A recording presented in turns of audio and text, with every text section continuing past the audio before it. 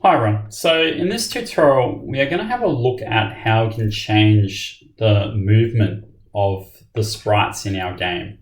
There'll be a lot of students who don't want to necessarily make a Space Invaders game. So the purpose of this tutorial is to show them how they can change the movement and change the type of game that's been created.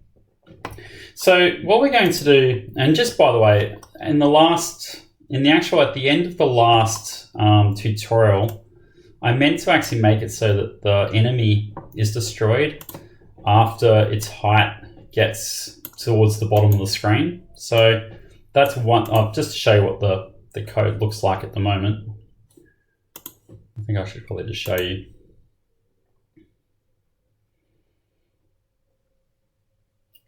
So at the moment, this is our current code. You can see that the enemy is hitting the side of the screen.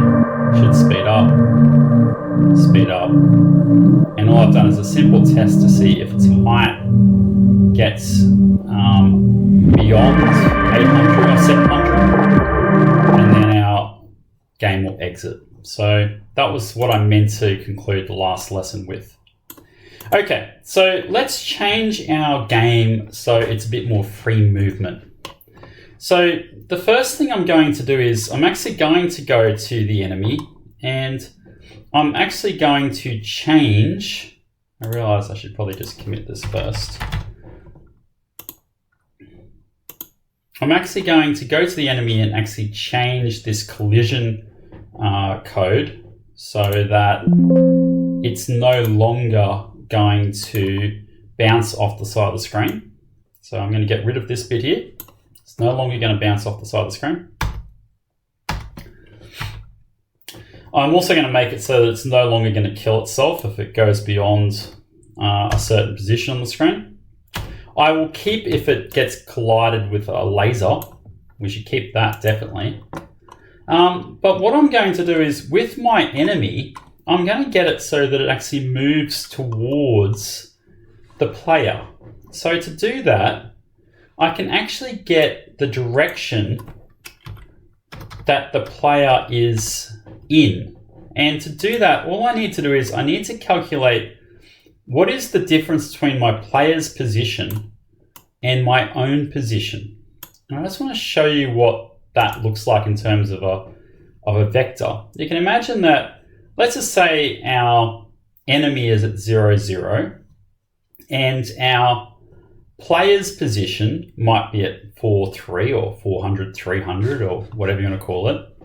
So the difference between these two positions is going to create this big long line here.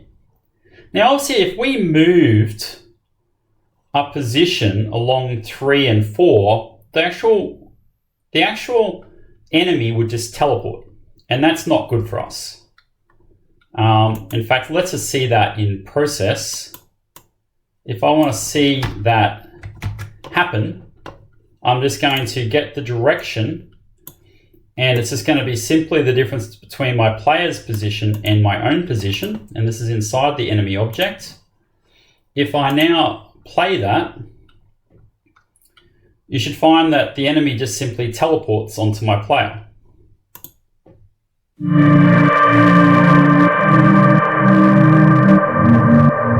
Or doesn't. I'm actually not quite sure why it didn't teleport. Maybe I haven't actually updated the... No, it should actually have teleported. But maybe it itself, no. Oh, actually, correction. It'll teleport to my player and then it will actually go off the screen. So to actually fix that, we do something called normalize. Normalize says find the direction, but instead of actually teleporting, like going 400 or 300 or whatever, see what would be a line or a vector in the same direction as this, but reduced to the size of 1. And this is known as a unit vector. And the actual, for those people who are mathematically inclined, it's actually just dividing each component of your vector, like the horizontal and the vertical, by the hypotenuse. And Pygame does that for you, so you don't have to worry about the maths. So now we should find that the enemy should simply find the direction towards the player and move towards that player. So let's see that in action.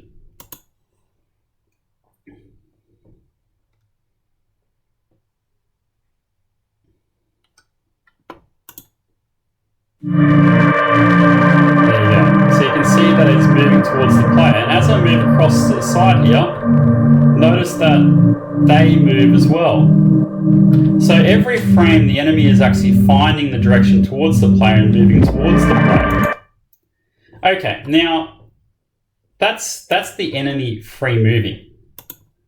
And it simply finds its direction. Now we can make it so that it does this every 3 seconds, so it's not so accurate.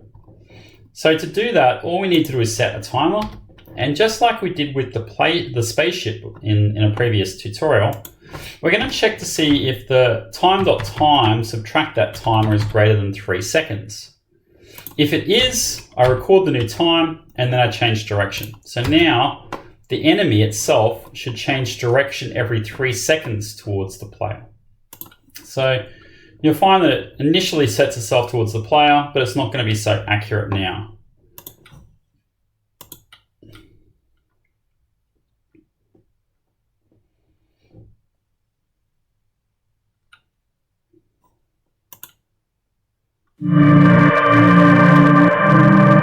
So it does change its direction, but every 3 seconds. So you can see that it's a bit not as accurate as it used to be. Okay, so let's make it so that our spaceship can move around the screen. There's a couple of ways to do this.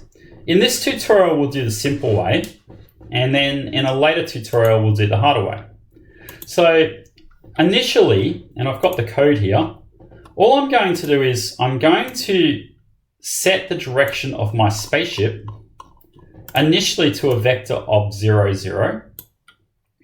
So that's the direction of my spaceship. And then when I press the A or D keys, I'm going to add that vector, which represents the difference in X and Y positions, to the direction, which currently is 0, 0. So you can imagine how the vector is going to become either -1 or 0, or it's going to become 1 and 0. And then I'm going to do exactly the same for my vertical. KW is going to be up, which means that in terms of a vector, I'm going to set the vector to -1 vertically. KS is going to be down. So then if I press the S key, it's going to go downwards.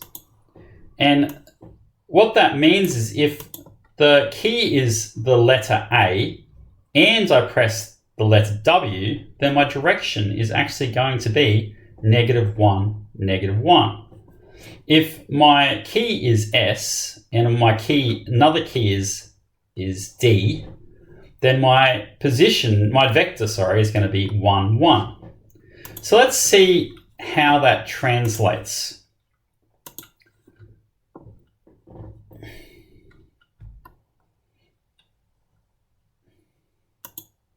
So now I can move up. You can see that I can move up, I can move down. But if I want to move up and across at the same time, you can see that it actually speeds up. I wonder if you can work out why it might be speeding up. Well, the answer for that is because if I have a look at this vector diagram again, think about if it's going in one direction in 1 and it's going across one direction, then the actual distance that it's moving in terms of its direction, well, the diagonal of a square is greater than the sides. So it's actually traveling faster than it normally would. So to fix that, we do this thing called normalize. So in my spaceship, all I need to do is once I have decided my direction, and this is what I'm doing for each one, this is what I'm doing for my direction, all I need to do then is simply go self.direction and I'm just going to say normalize. And this is a special function that will reduce the length of my direction to 1. So you can imagine how if that's your direction, it reduces it to length 1. If it's 1, 1, then it's going to reduce the direction, the length of this to 1. And that's not the diagonal of that square. So now if I run this, you should see that again, instead of moving too fast, actually that's not true. I just realized something. I'm making a mistake here.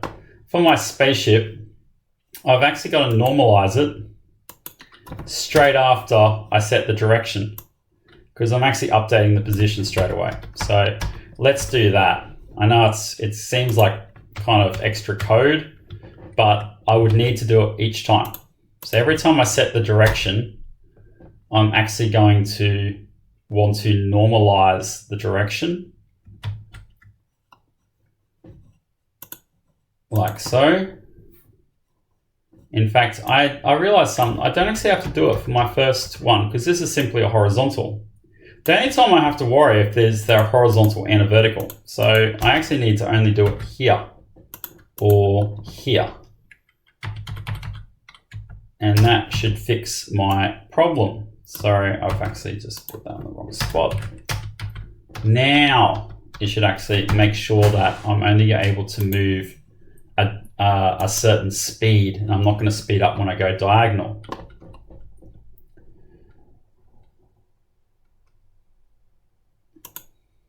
Oh, so you can see it's still kind of speeding up, isn't it?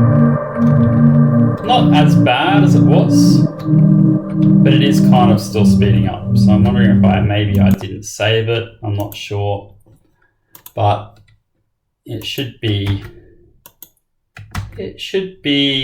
fixed, I would have thought.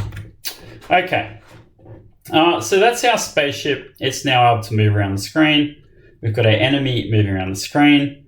The last thing I want to do is, oh no, we're about 12 minutes. So I'm going to stop here and I'll see you in the next tutorial.